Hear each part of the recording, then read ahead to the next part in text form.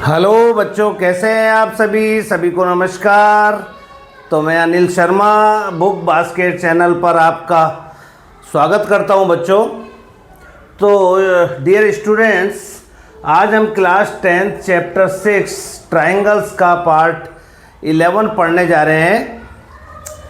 तो question number first हमारा क्या है, आपके सामने दो फिगर दिए हुए हैं। तो फर्स्ट एंड सेकंड फिगर में DE जो लाइन है दोनों में BC के पैरेलल गिवन है और हमको फर्स्ट पार्ट में EC फाइंड आउट करना है और सेकंड पार्ट में AD फाइंड आउट करना है।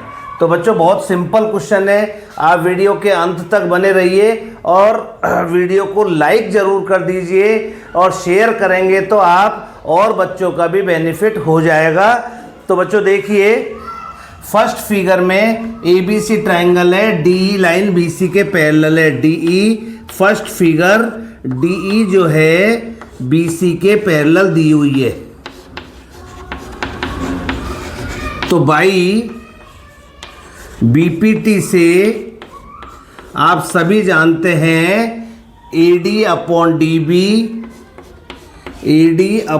DB equal to AE upon EC होता है। AE अपॉन EC होता है।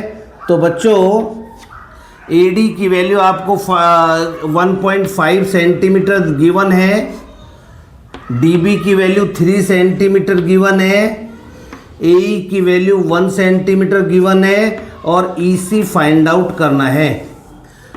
तो डियर स्टूडेंट्स, आप क्रॉस मल्टीप्लाई जब करेंगे तो 1.5 इंटू EC हो जाएगा, 1.5 इंटू EC इक्वल टू 3 को 1 से मल्टीप्लाई करेंगे तो 3 आ जाएगा।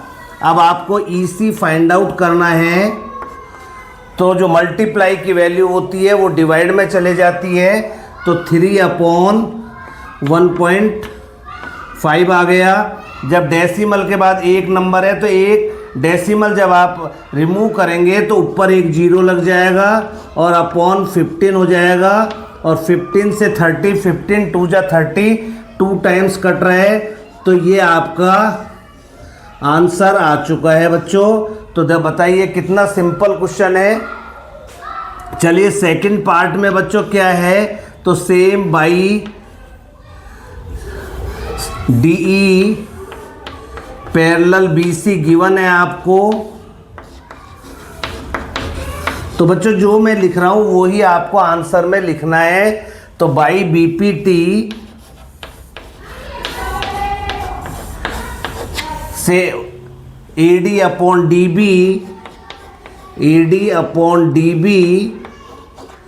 Equal to AE upon EC, AE upon EC।